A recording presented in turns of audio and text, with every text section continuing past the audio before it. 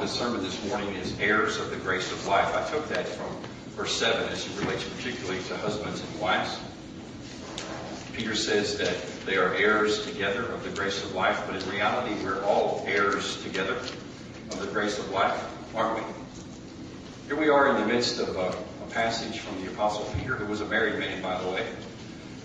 We see here the nuts and the bolts of Christianity. We see application to the spiritual in the place where it matters, our relationships with one another. Very important.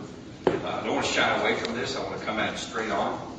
And we recognize that as we are heirs of the grace of life, it's because of God's grace, because Jesus the Christ has died and rose again, we can and we may share our faith in God.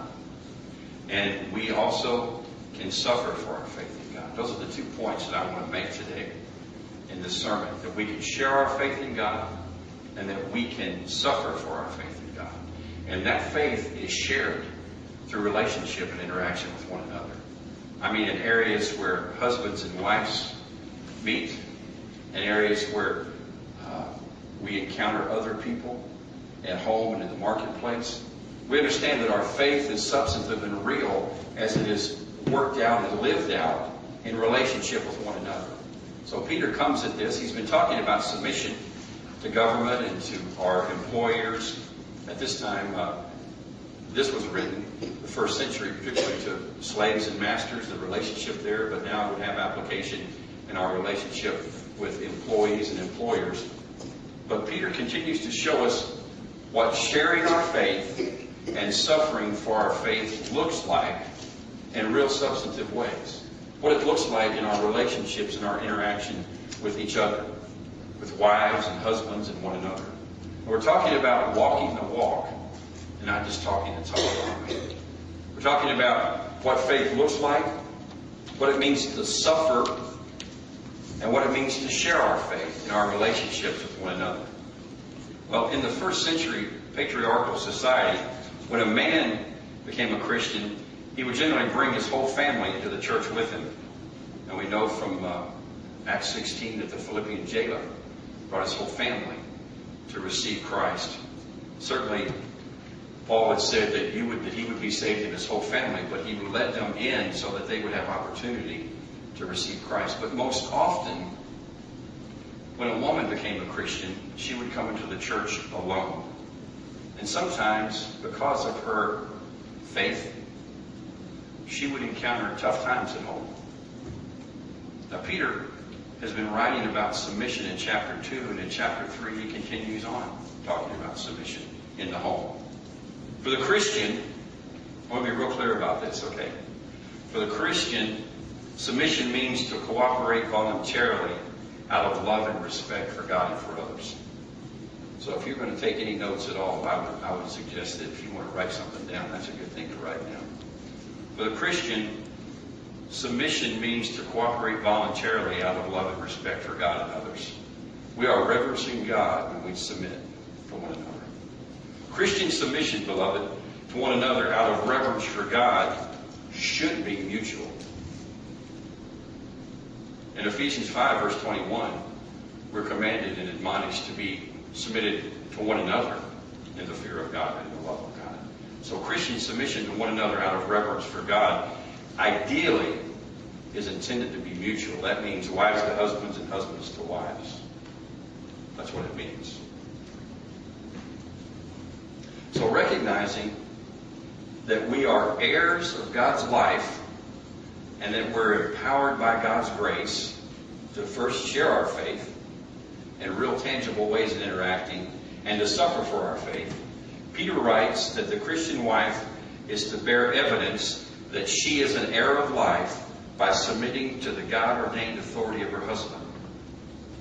Her reverence for God will keep the Christian wife from being overwhelmed by fear.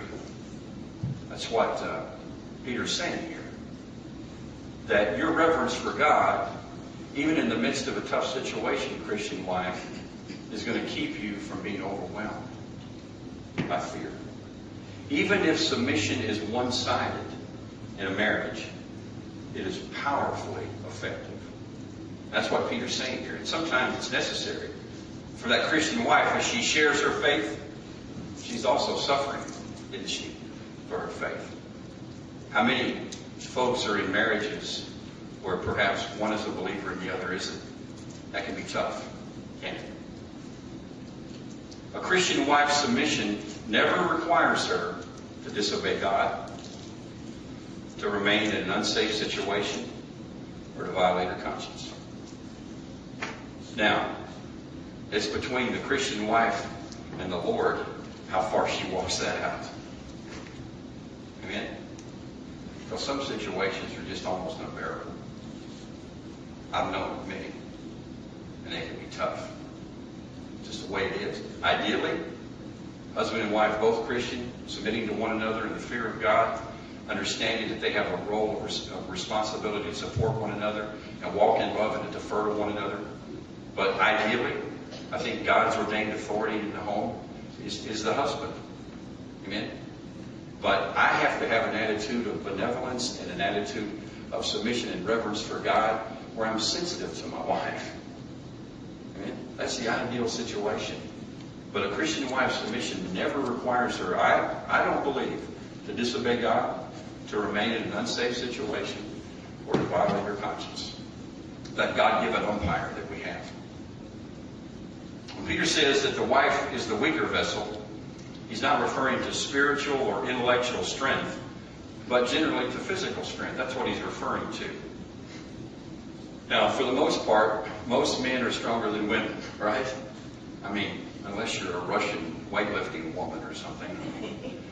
But I remember when we were first married, I told Charity I was going to tell a story on her this morning. We were both considerably lighter than we are now. Charity weighed about 110 pounds. I weighed about 160 pounds. I probably weigh about 168 today. I'm only kidding. But one day we were kidding around, and I grabbed a hold of her, and we started wrestling. I wish I hadn't done that. She about whipped me. She paid her way through college working in the cornfields, detasseling corn. And she worked hard in the heat of the summer, and she was one stout little gal. So I grabbed a hold of her, and we started wrestling, and I couldn't get loose from her no matter what I did. And she just about whipped me. But the reference here, actually I think she probably did. The reference here, she wouldn't give up. I mean, she wouldn't cry uncle for nothing. But the reference here is specifically to physical strength. The wife, the weaker vessel, right? In God's eyes, we're equal. Amen? Different functions, different roles. And I'm proud of those. I think they need to be celebrated. And I think they're good. I mean, as a Christian, I recognize that we're constructed differently for a reason. For the glory of God and for our blessing. Amen? We're different, but we're equal. We may have different functions, but in God's sight, we're equal. And in our sight, we need to be equal.